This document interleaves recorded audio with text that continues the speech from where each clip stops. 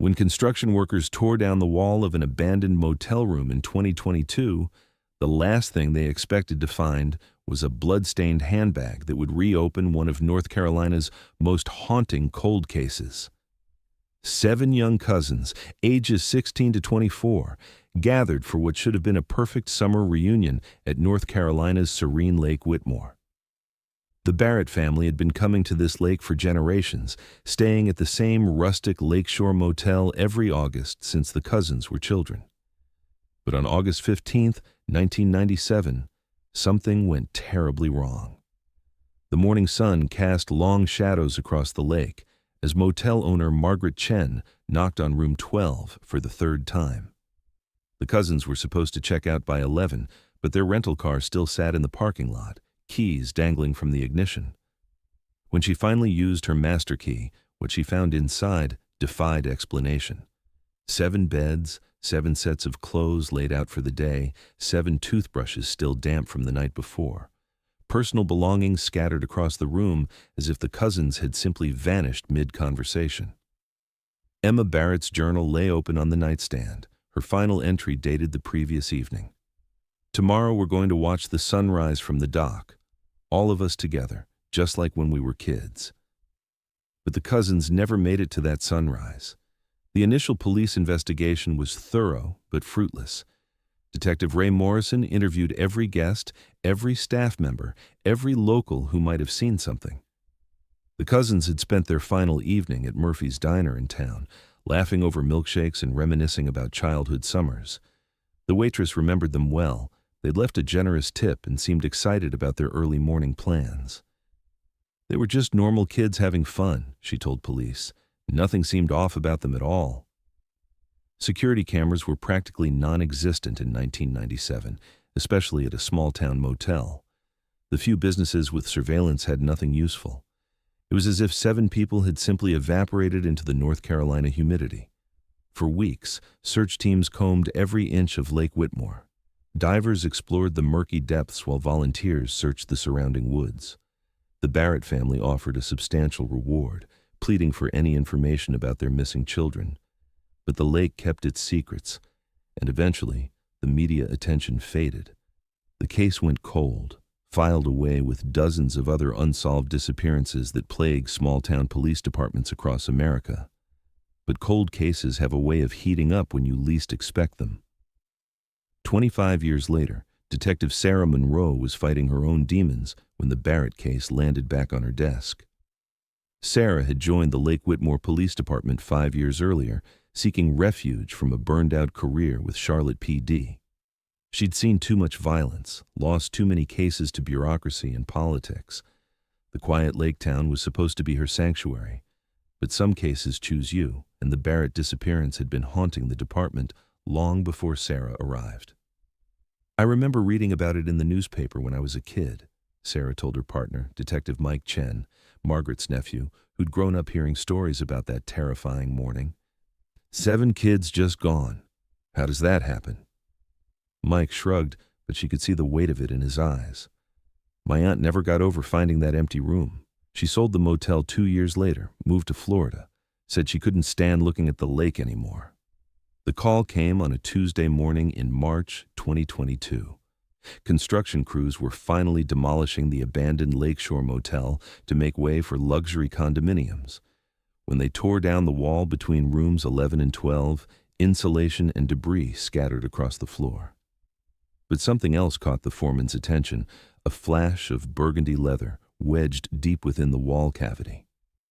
Sarah arrived at the scene within an hour, her heart racing as she carefully extracted what appeared to be a vintage handbag. The leather was cracked and faded, but still intact after decades hidden in the wall. More importantly, dark stains covered one side of the bag, stains that would later test positive for human blood.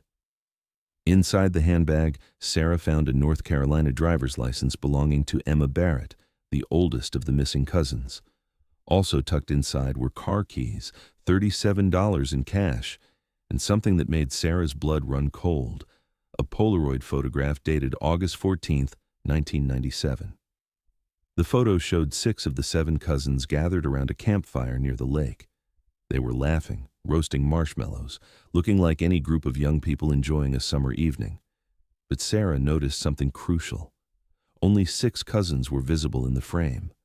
The seventh, 16-year-old Jessica Barrett, must have been taking the picture. More disturbing was what appeared in the background of the photo. Behind the group, barely visible in the shadows beyond the firelight, stood the silhouette of a tall figure. Someone had been watching them. "Mike, look at this," Sarah called out, her voice tight with excitement and dread. Someone was out there that night. Someone was watching them. But who was the mysterious figure, and how had Emma's handbag ended up sealed inside a motel wall for 25 years? Sarah's investigation into the Barrett case took on new urgency after the handbag discovery. She began re-interviewing anyone still alive who'd been connected to the original case, hoping that time might have loosened some tongues or refreshed some memories. Her breakthrough came from an unexpected source. Tommy Reeves, now 53 and working as a mechanic in the next county over. In 1997, Tommy had been the night desk clerk at a competing motel down the road. He'd been interviewed briefly during the original investigation, but claimed to know nothing useful. This time, however, Tommy seemed ready to talk. "I've been carrying this for 25 years, he told Sarah as they sat in his cluttered garage office. "Every time I see something about those missing kids on TV, I feel sick to my stomach." Tommy's hands shook as he lit another cigarette, the third since Sarah had arrived. "The night before they disappeared, I was driving home from work around midnight. I took the back road that goes past the Lakeshore Motel, and I saw this red Ford truck parked across the street, just sitting there with the engine running." Sarah leaned forward, her notebook ready. "Did you recognize the truck?" "Never seen it before, but that wasn't the weird part. The weird part was the guy sitting inside, just staring at the motel. He had these pale eyes that reflected the streetlight, and he wasn't moving at all. Just watching. It gave me the creeps, so I drove on by." Tommy took a long drag from his cigarette. "Next night, same thing. Same truck, same guy, same spot. But this time when I drove past, he followed me for about 2 miles before turning off onto one of those dirt roads that leads back into the woods." "Why didn't you tell the police this in 1997? Sarah asked, though she kept her tone non-accusatory. She'd learned that judgment rarely helped people open up about old secrets. Tommy's laugh was bitter. "You kidding? I was 28 years old with 2 DUI convictions and a suspended license. I wasn't supposed to be driving at all that night. I figured the cops had bigger things to worry about than some creepy guy in a truck." But now, 25 years later, Tommy's conscience had finally worn him down. "I keep thinking maybe if I'd said something, maybe those kids would still be alive. Maybe I could have prevented whatever happened to them." Sarah spent the rest of the afternoon with Tommy, extracting every detail he could remember about the mysterious red truck and its driver. The man had been tall and thin, probably in his 40s, with dark hair and those unsettling pale eyes. The truck was an older model Ford F-150, probably from the late 80s or early 90s, with North Carolina plates. It wasn't much, but it was more than they'd had for 25 years. Sarah drove back to Lake Whitmore with her mind racing, trying to piece together a timeline. Someone in a red truck had been watching the motel for at least 2 nights before the cousins disappeared. The same someone who'd been lurking in the shadows during their lakeside gathering.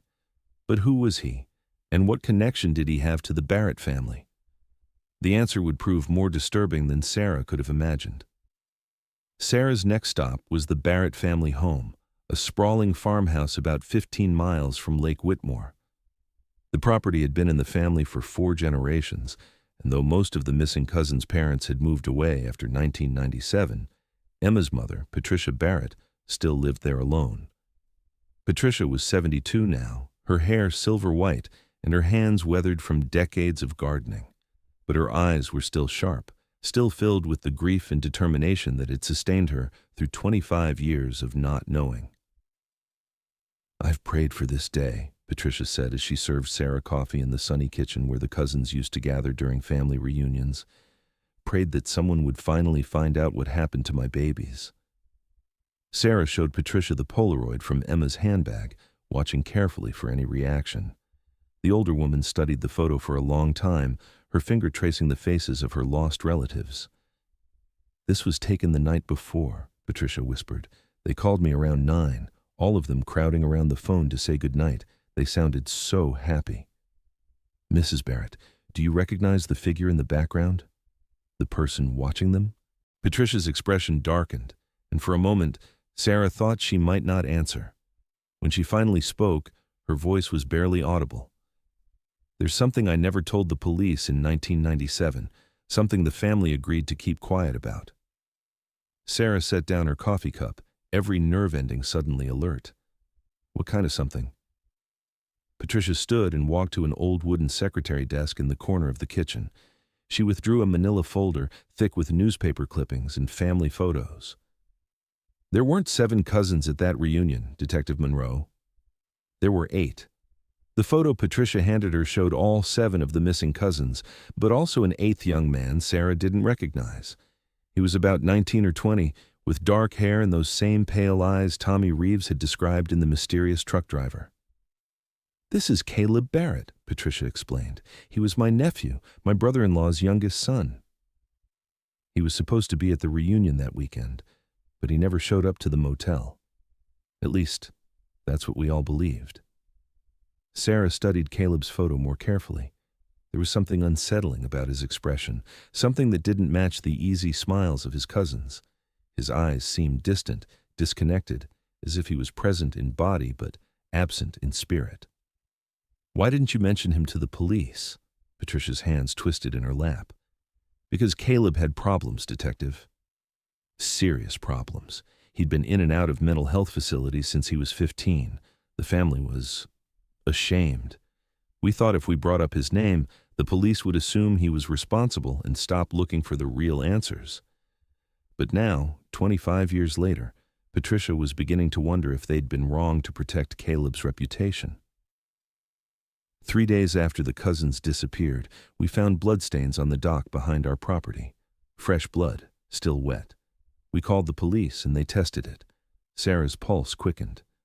What did they find? It was Caleb's blood. Type O positive, same as his medical records.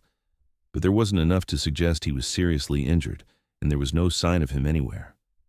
The police figured he'd cut himself and wandered off into the woods. Caleb had a history of self-harm when his mental illness got bad. The pieces of the puzzle were starting to form a disturbing picture. 8 cousins, not 7. Caleb Barrett with his history of mental illness, missing from the reunion, but somehow present when his blood was found on the family dock. And somewhere in the mix, a mysterious man in a red truck watching the motel. "Mrs. Barrett, I need to ask you something, and I need you to be completely honest with me. Do you think Caleb might have hurt his cousins?" Patricia was quiet for so long that Sarah began to think she wouldn't answer. When she finally spoke, tears were streaming down her weathered cheeks. "I don't know, Detective.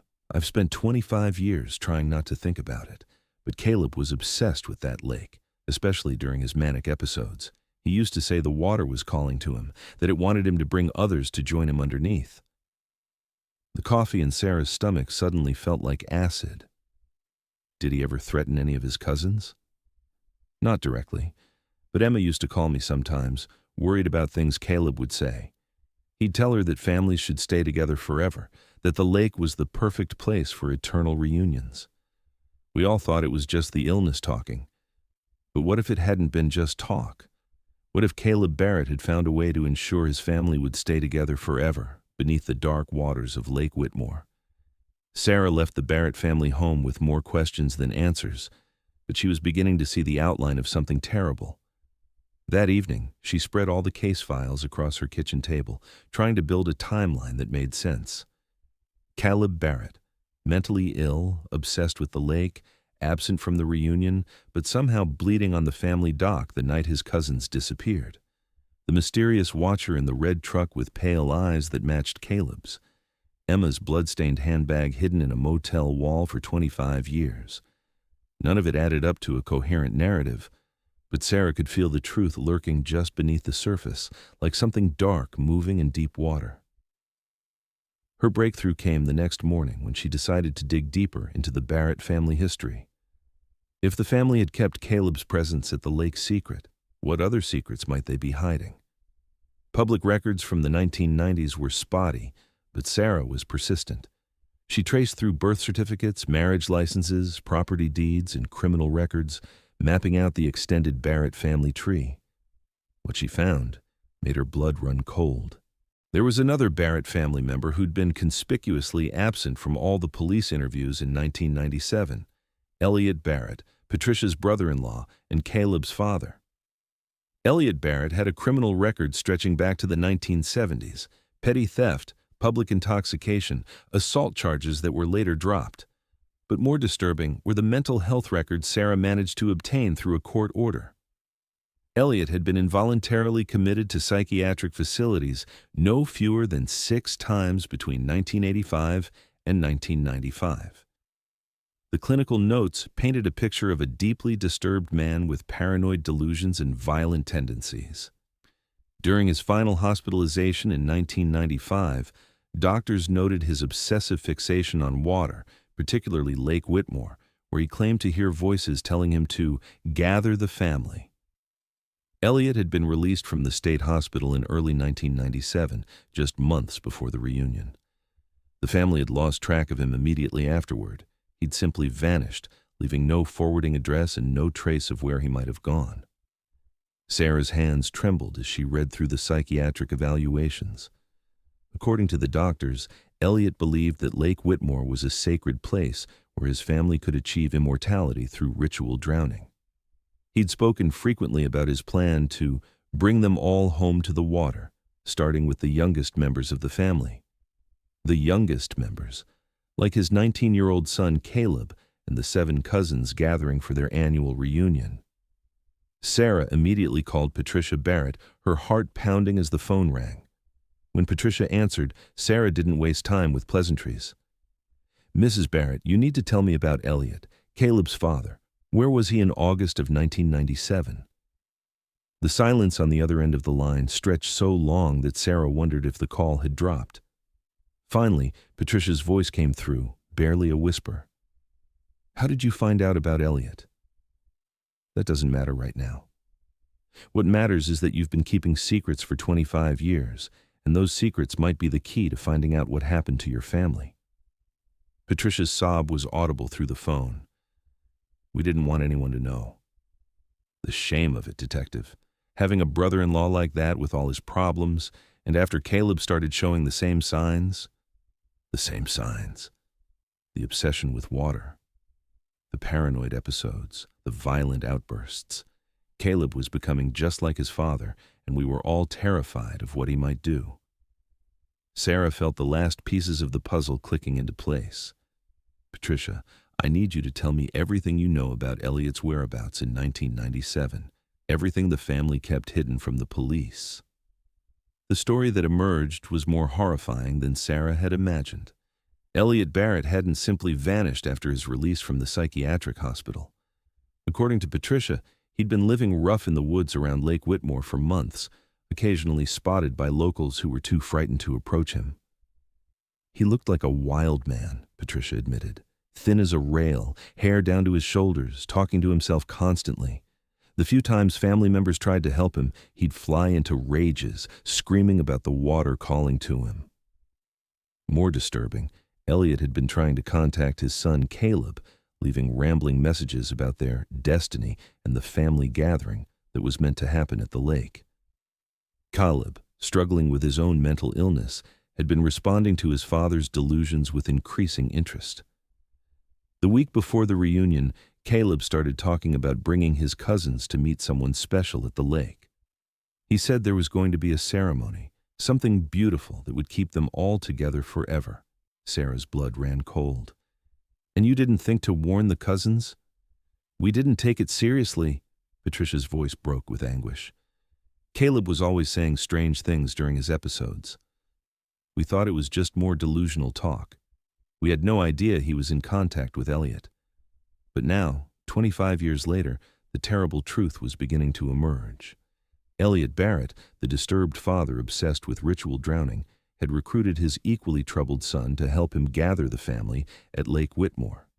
The 7 cousins, arriving for their innocent reunion, had walked directly into a trap that had been months in the making. The man in the red truck hadn't been a random predator watching the motel. He'd been Elliot Barrett, tracking his target, waiting for the perfect moment to complete his twisted vision of eternal family unity beneath the waters of the lake. Armed with this new understanding of the Barrett family dynamics, Sarah began reconstructing the events of that terrible night in August 1997. She studied every piece of evidence with fresh eyes, and slowly, a horrifying narrative began to emerge. The 7 cousins had arrived at the Lakeshore Motel on August 13th, excited for their annual reunion. They'd spent the day swimming, hiking, and catching up on each other's lives. That evening, they'd built a campfire near the lake, roasting marshmallows and sharing memories of childhood summers. What they didn't know was that Elliot Barrett was watching them from the shadows, just as Tommy Reeves had witnessed him watching the motel from his red truck. Elliot had been planning this moment for months, and he wasn't working alone. Sarah discovered evidence of this conspiracy when she obtained Caleb's medical records from the state hospital where he'd been treated. In the weeks leading up to the reunion, Caleb had been corresponding with his father through a series of letters that the hospital staff had failed to intercept. The letters, written in Elliot's distinctive scrawling handwriting, revealed the depth of his delusions and his specific plans for the family gathering. "The water has been calling for them," he wrote in one letter. "All the young ones, gathered together for the final reunion. You will help me bring them home, won't you, son? You understand the beauty of what we must do."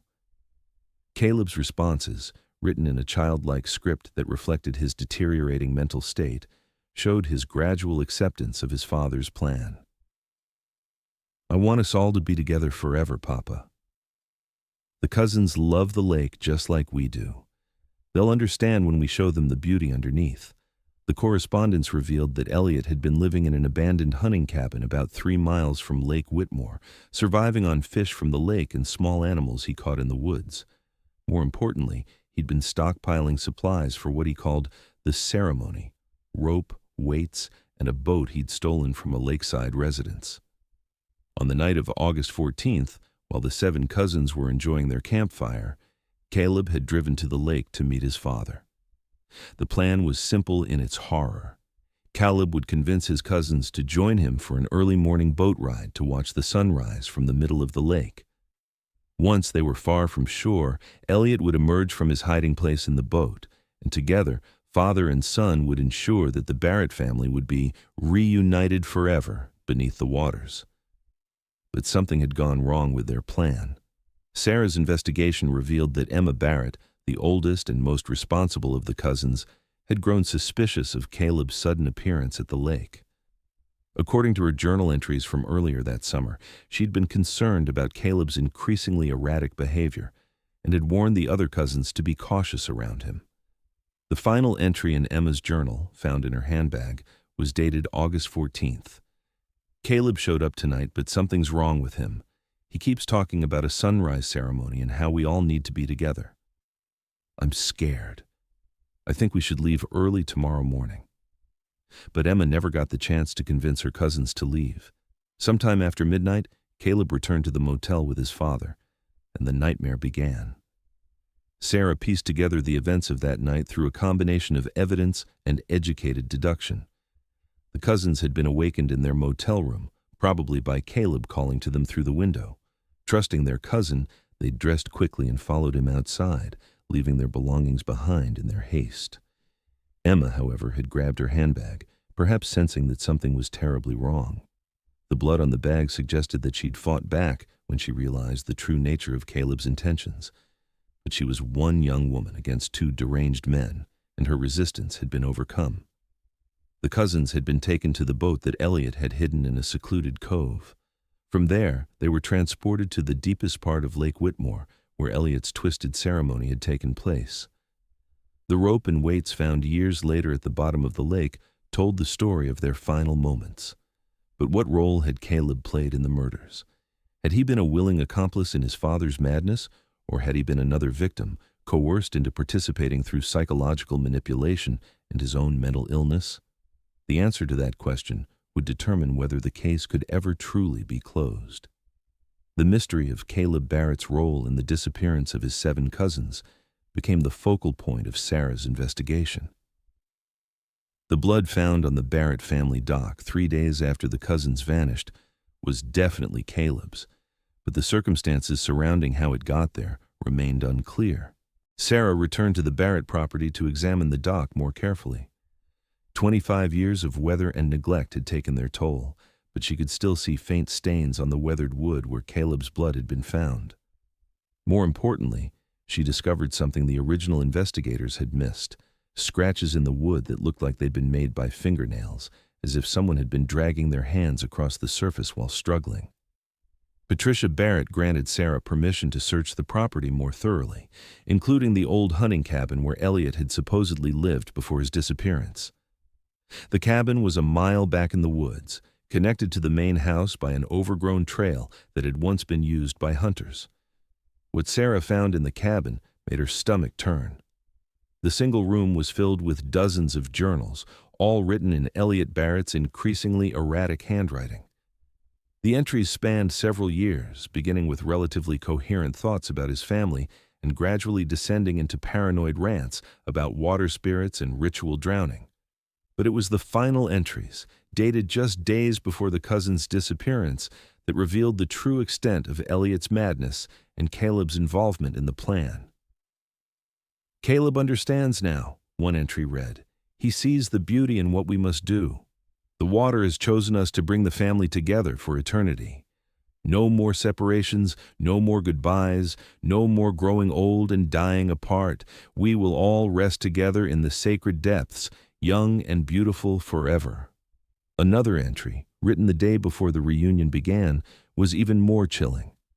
"Caleb has doubts, but I have shown him the truth. The voices from the water have promised that if we complete the ceremony, we will all be together in paradise beneath the lake. He cries sometimes, but he knows it is necessary. Love requires sacrifice." The journals revealed that Elliot had been psychologically manipulating his troubled son for months, using Caleb's mental illness and desperate need for family connection to turn him into an accomplice. Caleb hadn't been a willing participant in the murders. He'd been another victim of his father's delusions. The blood on the dock told the story of Caleb's final moments of resistance. According to Elliot's last journal entry, Caleb had tried to back out of the plan after seeing his cousin's terror during the boat ride to the middle of the lake. He'd attempted to swim to shore to get help, but his father had caught him at the dock. "Caleb's weakness nearly ruined everything," Elliot wrote. "He tried to save them instead of saving them. I had to remind him of his duty to the family. The water accepted his blood as payment for his doubt. And then he understood. We completed the ceremony together, father and son, bringing our loved ones home to the eternal depths." Sarah realized with horror that Caleb hadn't escaped that night. He'd been murdered by his own father, probably after being forced to participate in the drowning of his 7 cousins. Elliot's journal made reference to joining the family in their eternal rest after the ceremony was complete, suggesting that he'd planned to commit suicide once his twisted mission was accomplished. But if both Elliot and Caleb had died that night, what had happened to their bodies? And how had Emma's handbag ended up sealed inside the motel wall? The answers to those questions would require one final search of Lake Whitmore, using technology that hadn't existed in 1997. Sarah convinced the Lake Whitmore Police Department to authorize a comprehensive underwater search of the lake using ground-penetrating sonar and advanced diving equipment. The technology had improved dramatically since 1997, and what had once been impossible was now merely expensive and time-consuming. The search team focused on the deepest part of the lake, about 2 miles from the Barrett family dock. According to Elliot's journals, this was the location of his sacred ceremony, the place where he believed his family could achieve immortality through ritual drowning. It took 3 days of methodical searching, but finally, the sonar equipment detected several large objects on the lake bottom, about 60 feet down in water, so murky that visibility was almost zero. The diving team descended carefully, their underwater cameras transmitting live footage to Sarah and the other investigators waiting on the surface. What they found confirmed Sarah's worst fears about the Barrett family tragedy. The first discovery was a small aluminum boat, probably the one Elliot had stolen for his ceremony. The boat had been deliberately weighted down with concrete blocks, ensuring it would sink quickly and stay on the bottom. Inside the boat, the divers found lengths of rope and metal weights, along with personal items that had belonged to the missing cousins. But it was the second discovery that brought tears to Sarah's eyes and finally gave the Barrett family the closure they'd sought for 25 years. About 50 feet from the boat, the divers found the remains of all 8 missing family members. They'd been bound together with rope and weighted down with concrete blocks, just as Elliot's journals had described. The lake's cold, oxygen-poor depths had preserved the bodies remarkably well, allowing forensic experts to determine the cause of death and reconstruct the final moments of their lives. Emma Barrett was found still clutching her car keys, the same keys that had been in her handbag. She'd apparently managed to grab them during the struggle at the motel, but hadn't been able to use them to escape. The other cousins showed signs of having been bound and drugged, probably with sedatives that Elliot had obtained during his time in psychiatric facilities. Most heartbreaking was the discovery of Caleb Barrett, found separate from his cousins, but clearly part of the same tragic scene. His body showed evidence of struggle and defensive wounds, confirming that he'd tried to resist his father's plan in those final moments. He'd been bound and drowned along with the cousins he'd been manipulated into betraying. Elliot Barrett's body was found last, about 100 feet from the others. He'd apparently weighted himself down after completing his ceremony, fulfilling his promise to join his family in their eternal rest. His final journal entry, written on waterproof paper and sealed in a plastic bag found with his body, provided the last piece of the puzzle. "It is finished," he'd written. "The family is together now, young and beautiful forever beneath the sacred waters." Caleb understood in the end. Love requires sacrifice. We have given them the gift of eternal unity, and now I go to join them in paradise. The voices from the deep are singing with joy. But even with the bodies recovered and the mystery solved, one crucial question remained. How had Emma Barrett's handbag ended up hidden inside the motel wall? The final piece of the Barrett family mystery came from an unexpected source. Margaret Chen, the former owner of the Lakeshore Motel, who'd found the empty room on that terrible morning in 1997. Sarah tracked down Margaret at her retirement home in Florida, where the 84-year-old woman had been living quietly for over 2 decades. Margaret's memory was still sharp, and when Sarah explained about the handbag discovery in the motel wall, the old woman's composure finally cracked. "I've been waiting for someone to find it," Margaret admitted, tears streaming down her weathered cheeks. "I've carried this secret for 25 years, and it's been eating me alive." Margaret's story revealed the final tragic element of the Barrett case. On the morning she'd discovered the empty motel room, she'd actually found more than just abandoned belongings. Hidden under one of the beds was Emma Barrett's blood-stained handbag, apparently dropped during the struggle when the cousins were taken from their room. "I knew something terrible had happened," Margaret explained. "There was too much blood on that bag for it to be nothing. But I was terrified that the police would think I was involved somehow. My family had worked so hard to build a good reputation in this community, and I was afraid a murder investigation would ruin everything." In a moment of panic and poor judgment, Margaret had hidden the handbag inside the wall during a renovation project later that year. She told herself she was protecting her business and her family's reputation, but she'd never been able to forget about the evidence she'd concealed. "Every night for 25 years, I've wondered if that handbag could have helped find those children," Margaret sobbed. "I convinced myself it wouldn't matter, that the police would solve the case without it. But they never did, and it's been my fault all along." Sarah felt sympathy for the elderly woman, understanding how fear and panic could lead to terrible decisions. Margaret's choice to hide the evidence had indeed prolonged the mystery, but it probably wouldn't have changed the outcome. By the time she found the handbag, the Barrett cousins were already dead at the bottom of Lake Whitmore. "Mrs. Chen, your concealment of evidence was wrong, but it didn't cause their deaths," Sarah said gently.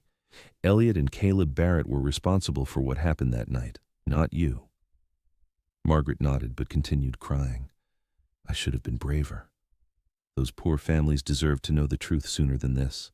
With Margaret's confession, the last loose end of the Barrett case was finally tied up. Sarah had the complete story now.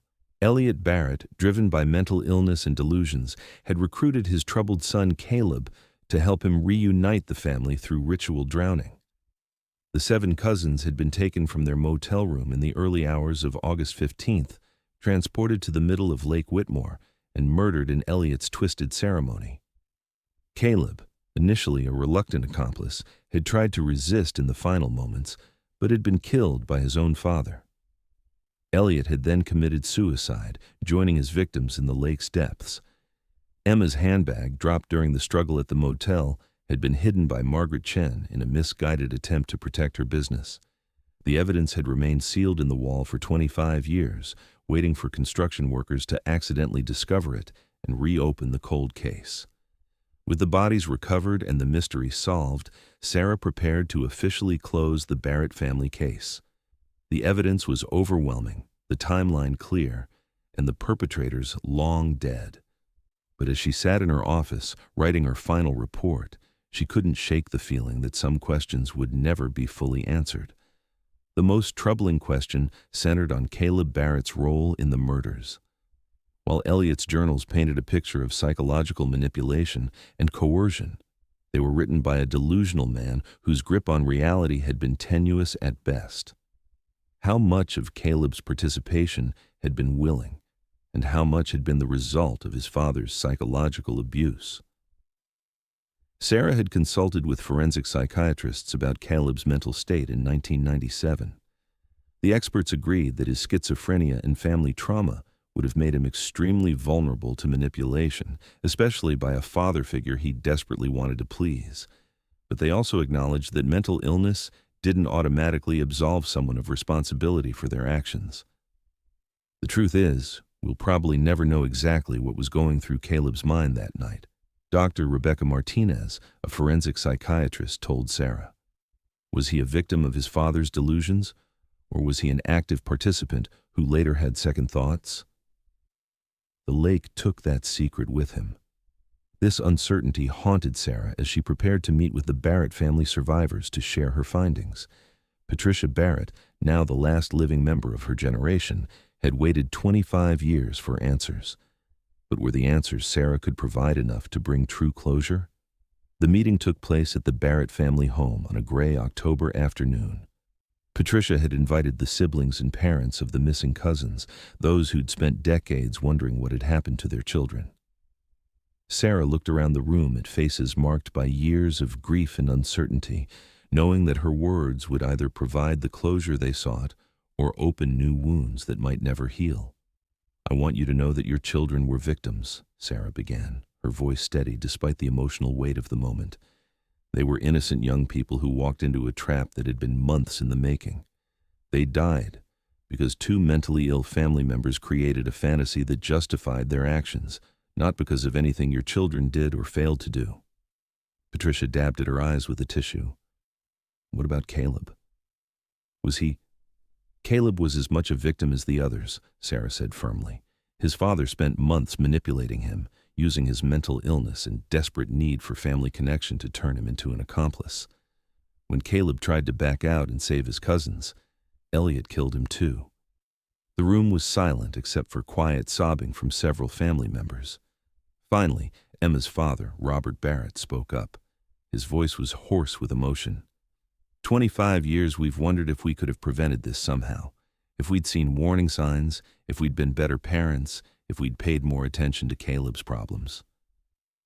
"Mr. Barrett," Sarah interrupted gently, "this tragedy was the result of severe mental illness, combined with a family's well-meaning but misguided attempts to protect a troubled relative. You couldn't have prevented Elliot's breakdown, and you couldn't have predicted that he would involve Caleb in his delusions." But even as Sarah spoke these words of comfort, she knew they wouldn't erase 25 years of self-blame and what-ifs. Some wounds were too deep for complete healing, even when the truth finally emerged. As Sarah wrapped up her investigation, she began to understand that the Barrett case had been more than just a family tragedy. It had been a community failure. The small town of Lake Whitmore had collectively chosen to look the other way when Elliot Barrett's mental illness became apparent, and that willful blindness had contributed to the deaths of 8 young people. Local records revealed that numerous residents had encountered Elliot during his months living rough in the woods around the lake. He'd been seen talking to himself, stealing food from campsites, and making threatening gestures toward families with children. Several people had called the police about the crazy man in the woods, but no serious effort had been made to locate him or get him the help he needed. "Nobody wanted to deal with him," admitted Frank Morrison, the retired police chief who'd been in charge during the 1997 investigation. "We knew he was out there somewhere, probably off his medication and getting worse. But as long as he wasn't bothering anybody directly, we figured it wasn't our problem." This attitude of willful neglect extended to Caleb Barrett as well. Several of his former teachers and counselors remembered being concerned about his deteriorating mental state in the months before the reunion, but no one had followed up to ensure he was receiving proper treatment. "The whole family was so secretive about their problems," recalled Linda Hayes, Caleb's former high school counselor. "They acted like mental illness was something shameful that had to be hidden from the community. We tried to help, but they kept pushing us away." Sarah realized that the Barrett tragedy might have been prevented if the community had been willing to confront the reality of mental illness instead of stigmatizing it and driving it underground. 8 young people had died because a town chose comfortable ignorance over difficult intervention. This pattern of willful blindness extended even to the investigation itself. Sarah discovered that several witnesses had withheld information from police in 1997, not because they were trying to obstruct justice, but because they were afraid of getting involved in something unpleasant. The owner of Murphy's Diner, where the cousins had eaten their last meal, had noticed a man in a red truck following them when they left the restaurant. But he'd never mentioned this to police because he assumed they already knew about it. A campground owner near the lake had found rope and concrete blocks missing from his property around the time of the disappearances, but he'd never reported the theft because he didn't want to deal with insurance claims and police paperwork.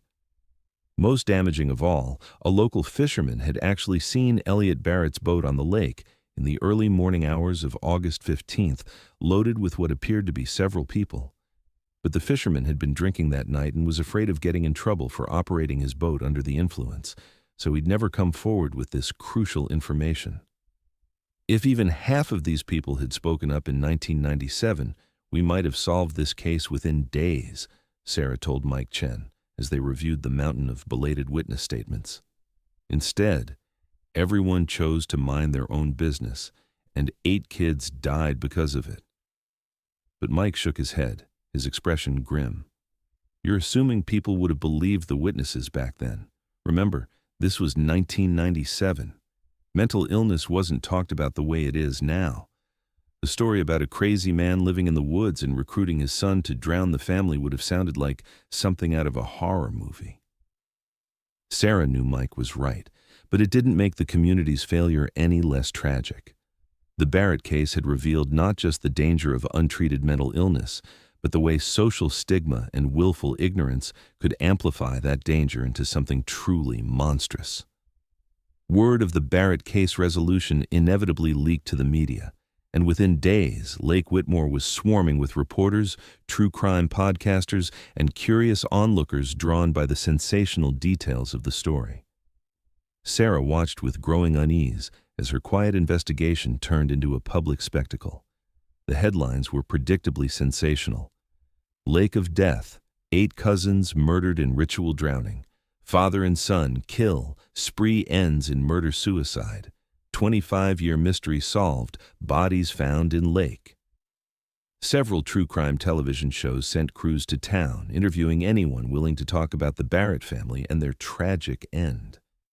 The coverage was generally accurate, but focused heavily on the most sensational aspects of the case: Elliot's mental illness, the ritual drowning, the family's conspiracy of silence. Sarah found herself thrust into the spotlight as the detective who'd solved the cold case, but she was uncomfortable with the attention. During a press conference, she tried to steer the narrative toward the real lessons of the Barrett tragedy. "This case represents a failure on multiple levels," she told the assembled reporters. "It was a failure to provide adequate mental health care, a failure to remove dangerous individuals from the community, and a failure to support families dealing with mental illness. 8 young people died because we as a society weren't willing to confront these difficult issues." But nuanced discussion of mental health policy didn't make for compelling television. Most of the coverage focused on the dramatic elements of the story: the mysterious watcher in the red truck, the bloodstained handbag hidden in the wall, the bodies found bound together at the bottom of the lake. The Barrett family survivors were horrified by the media attention. Patricia Barrett, already struggling with the emotional impact of learning the truth about her relatives' deaths, found herself besieged by reporters wanting to interview the last surviving member of the tragic family. "They want to turn my babies into entertainment," she told Sarah during one particularly difficult phone call. "Emma and Jessica and all the others, they weren't characters in a horror story. They were real people with hopes and dreams and futures that were stolen from them." Sarah did her best to shield the family from the worst of the media circus, but she couldn't prevent the Barrett case from becoming a true crime sensation. Within months, there were documentaries, podcast series, and even a planned Hollywood movie based on the story. The commercialization of the tragedy deeply disturbed Sarah. She'd solved the case to bring closure to grieving families, not to provide content for the entertainment industry. But once the story became public, it took on a life of its own, beyond her control or influence. As the media attention around the Barrett case intensified, Sarah found herself working with FBI profilers to better understand the psychology behind Elliot Barrett's crimes. The case fit a pattern that criminologists called family annihilation, the murder of multiple family members by someone who believed he was acting in their best interests. Dr. James Patterson, a behavioral analyst with the FBI's Behavioral Analysis Unit, traveled to Lake Whitmore to review Sarah's case files and provide insight into Elliot's mindset. "Family annihilators typically fall into 2 categories," Dr. Patterson explained during their meeting. "There are those who kill in a rage, usually triggered by some external stressor like job loss or divorce. Then there are those who kill out of what they perceive as love. They believe they're saving their family from some terrible fate worse than death." Elliot Barrett clearly fell into the second category. His journals revealed a man who genuinely believed he was offering his family a gift by drowning them in the lake. In his delusional mind, he was rescuing them from the pain and separation of normal life, providing them with eternal unity beneath the water. The religious or spiritual component is common in these cases, Dr. Patterson noted. The perpetrator creates an elaborate fantasy that justifies the murders as necessary for salvation or transcendence. They're not killing their loved ones, they're elevating them to a higher plane of existence. This psychological profile helped explain why Elliot had been able to recruit Caleb as an accomplice. Caleb's own mental illness made him vulnerable to his father's delusional reasoning, especially when it was presented as an act of love for the family. Caleb probably genuinely believed, at least initially, that he was helping his cousins achieve something beautiful, Dr. Patterson observed. It wasn't until he saw their terror and realized the reality of what was happening that he tried to back out. The profile also explained why Elliot had chosen Lake Whitmore as the site for his crimes. The lake held deep emotional significance for the Barrett family. It was where they'd gathered for decades, where the children had learned to swim and fish, where countless happy memories had been made. In Elliot's mind, the lake wasn't just a body of water, Dr. Patterson explained. It was a sacred space where the family's essence resided. By drowning his victims there, he believed he was returning them to their spiritual home. Understanding the psychology behind the murders didn't make them any less horrific, but it did provide some context for the inexplicable. Sarah hoped that this insight might help prevent similar tragedies in the future by identifying warning signs and intervention points. But she also knew that cases like the Barrett murders were relatively rare and extremely difficult to predict. Mental illness alone didn't create family annihilators. It required a specific combination of delusional thinking, access to victims, and the absence of effective intervention. While the Barrett case couldn't result in criminal prosecutions, both perpetrators were dead. It did have significant legal and policy implications for Lake Whitmore and the surrounding region.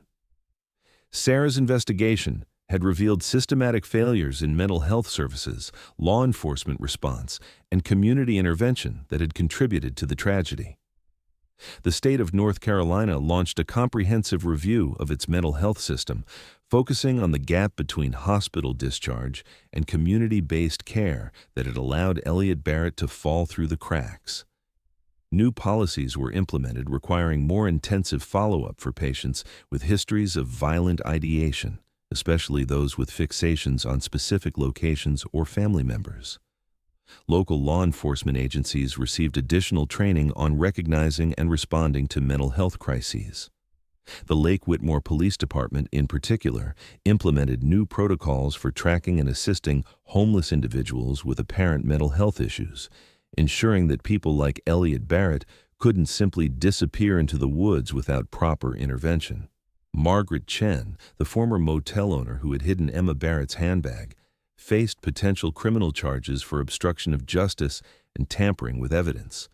However, given her advanced age, her cooperation with the current investigation, and the lack of intent to aid the perpetrators, prosecutors decided not to pursue charges. Instead, Margaret was required to perform community service and speak publicly about the importance of reporting evidence to police, regardless of personal consequences. "I understand why Mrs. Chen made the choice she did," the district attorney explained at a press conference.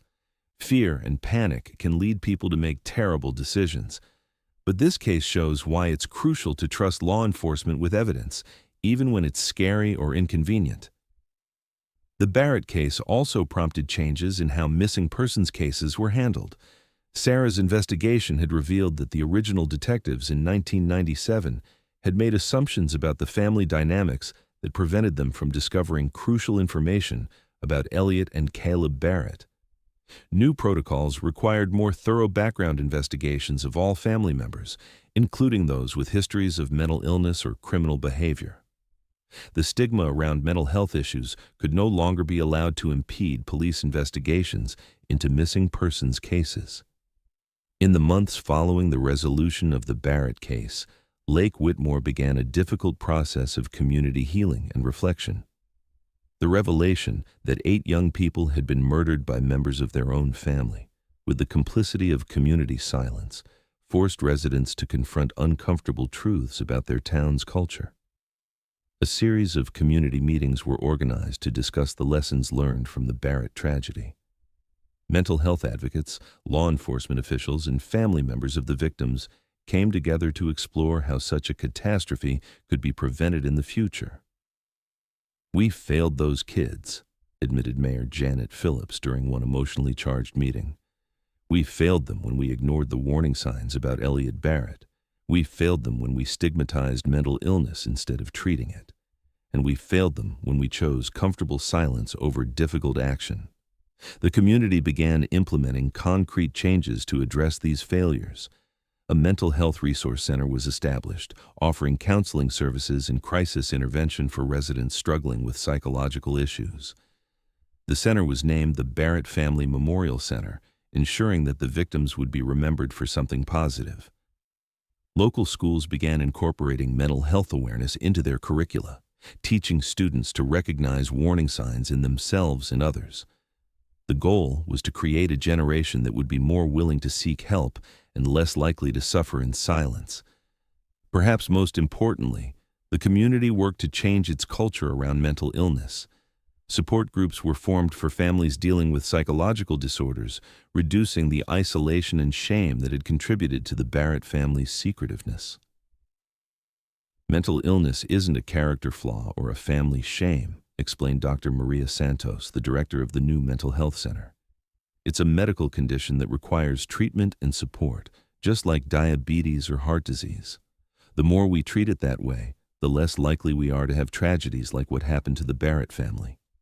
The healing process wasn't quick or easy.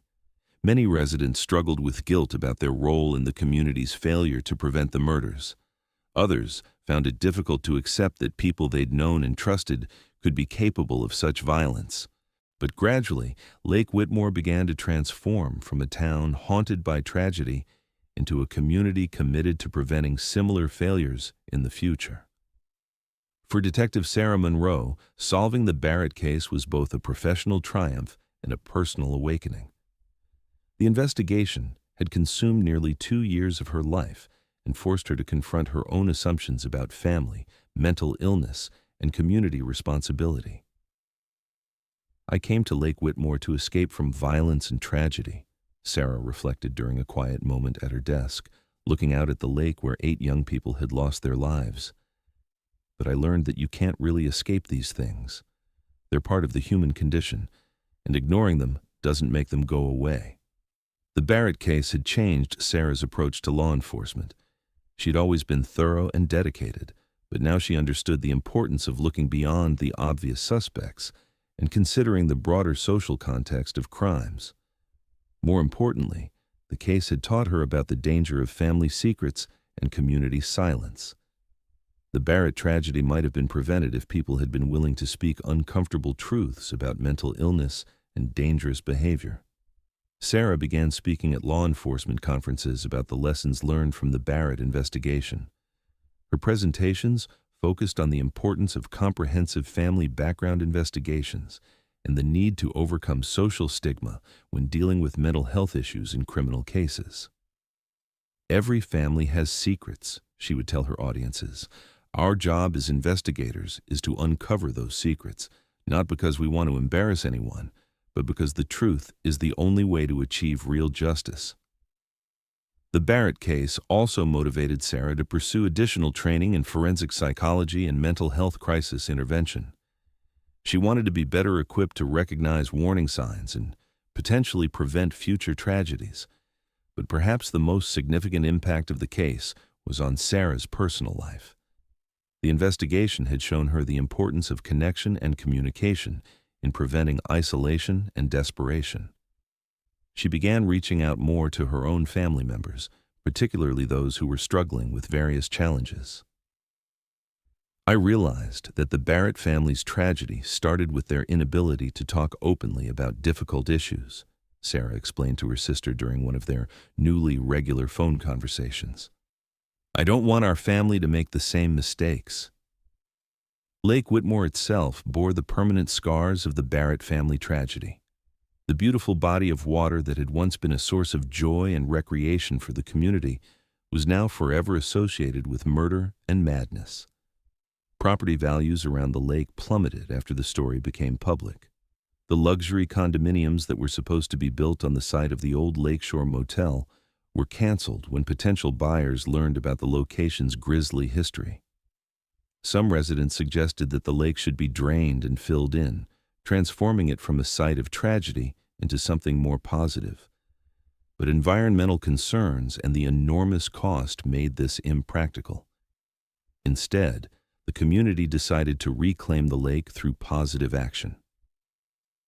A memorial garden was planted on the shore where the cousins had built their final campfire. The garden featured 8 trees, one for each victim, and a bronze plaque with their names and photos. "We want people to remember Emma, Jessica, David, Michael, Sarah, Kevin, Thomas, and Caleb as the vibrant young people they were, not just as victims of a terrible crime," explained Patricia Barrett, who had donated the land for the memorial. The lake gradually began to serve its original purpose again, as residents and visitors returned for swimming, fishing, and boating. But it would never be quite the same. The knowledge of what lay beneath its waters, the concrete weights and chains that had once bound 8 young victims, added a somber undertone to any recreational activities. Some people reported feeling an eerie presence around the lake, especially near the memorial garden. Whether this was genuine supernatural activity or simply the psychological impact of knowing the lake's history was unclear. But most residents learned to coexist with this sense of haunting, viewing it as a reminder to remain vigilant against the forces of mental illness and family dysfunction that had claimed the Barrett cousins. Tour boats began offering trips to the memorial site, though Sarah and the Barrett family strongly opposed this commercialization of the tragedy. The tourist industry argued that the tours were educational, helping visitors understand the importance of mental health awareness and community responsibility. "Those kids didn't die to provide entertainment for tourists," Patricia Barrett said angrily when the first tour boat appeared. "Their deaths should be a lesson, not a spectacle." But as with the media coverage, the commercialization of the Barrett tragedy proved impossible to stop once the story became public.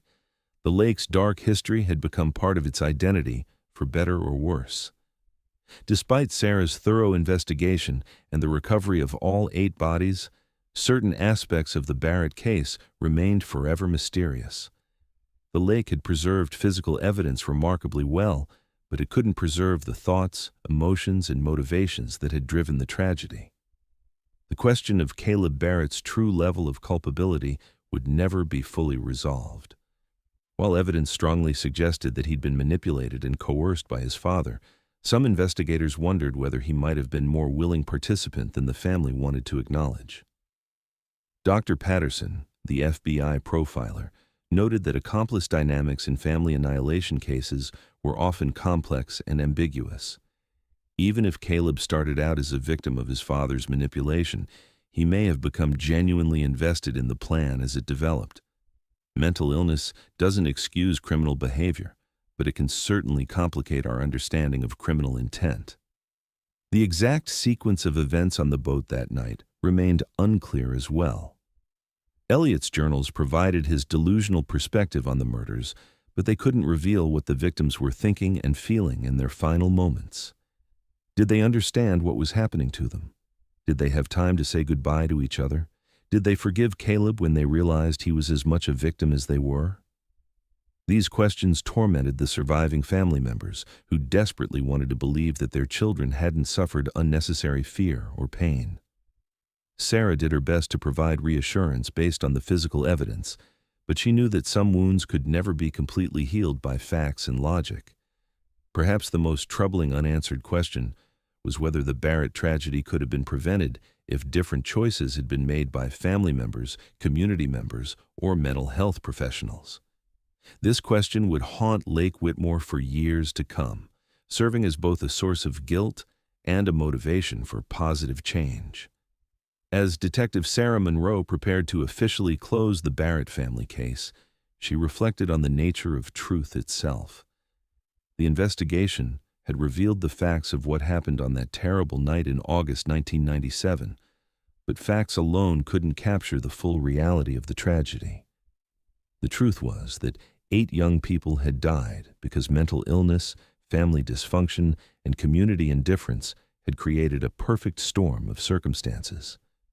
The truth was that their deaths could probably have been prevented if people had been willing to confront difficult realities instead of looking the other way. But the truth was also that the Barrett family tragedy had ultimately led to positive changes in mental health policy, law enforcement procedures, and community awareness. The deaths of 8 innocents had not been in vain if they prevented future tragedies. "Justice isn't always about punishment," Sarah wrote in her final case report. "Sometimes justice is about learning from tragedy and using that knowledge to protect others. The Barrett cousins can never be brought back, but their legacy can be the lives saved by the lessons we've learned from their deaths." The case officially closed on December 15, 2023, exactly 2 years after the construction workers had discovered Emma Barrett's handbag in the motel wall. The file would remain open to researchers and policymakers studying family violence and mental health intervention, but the active investigation was complete. Sarah kept copies of all the case materials in her personal files, knowing that she would likely return to them many times over the course of her career. The Barrett case had become part of her professional identity, a reminder of both the importance of thorough investigation and the limits of what law enforcement could accomplish. 5 years after the Barrett case was closed, Lake Whitmore had found a new equilibrium. The initial media frenzy had died down, the tourist boats had moved on to other attractions, and life in the small town had returned to something approaching normal. The memorial garden flourished, becoming a peaceful place where community members could reflect on the importance of mental health awareness and family communication. The Barrett Family Memorial Center continued to provide crucial services, helping dozens of families navigate mental health crises without resorting to secrecy and shame. Patricia Barrett, now in her 80s, had become an advocate for mental health reform, speaking at conferences and working with lawmakers to improve services for families dealing with psychological disorders. She'd found purpose in her pain, transforming her grief into action that might prevent other tragedies. "I can't bring back Emma and Jessica and the others," she said during one of her speeches, "but I can make sure their deaths meant something. I can make sure other families don't go through what we went through." Detective Sarah Monroe had been promoted to Chief of Detectives, using her experience with the Barrett case to improve how the department handled missing persons investigations and mental health crises. She'd never worked on another case quite as complex or emotionally challenging, but the skills she'd developed during the Barrett investigation had made her a better investigator overall. The lake itself remained beautiful but haunted, its dark waters holding memories that would never fully fade. On quiet evenings when the water was still and the light was just right, some people claimed they could see shapes moving beneath the surface, not the concrete and chains left behind by the murders, but something more ethereal and peaceful. Whether these visions were real or imagined didn't matter to those who saw them. The important thing was that the Barrett cousins were remembered not just as victims of a terrible crime, but as young people who'd loved each other and their family gathering place. The water remembered everything: the laughter of childhood summers, the fear of that final night, and the grief of a community that had learned too late the cost of silence. But it also remembered the healing that had followed, the positive changes that had grown from tragedy, and the lives that had been saved by hard-won wisdom. Lake Whitmore would always carry the weight of what happened in August 1997, but it also carried hope that such a tragedy would never happen again, that the lessons learned from the Barrett family's deaths would protect future generations from similar fates. The truth of what happened that night belonged to the water now, preserved in its depths, along with the memory of 8 young people who deserved so much better than the fate that found them. Their story would continue to echo through the years, a reminder of both human fragility and human resilience, both the darkness that could lurk within families and the light that could emerge from even the deepest tragedy. In the end, the Barrett case wasn't just about murder and madness. It was about the profound responsibility we all share for each other's well-being, and the tragic consequences when that responsibility is forgotten or ignored. The lake would remember that lesson long after everyone involved in the case had passed away, holding it in its depths as a warning and a promise for generations yet to come.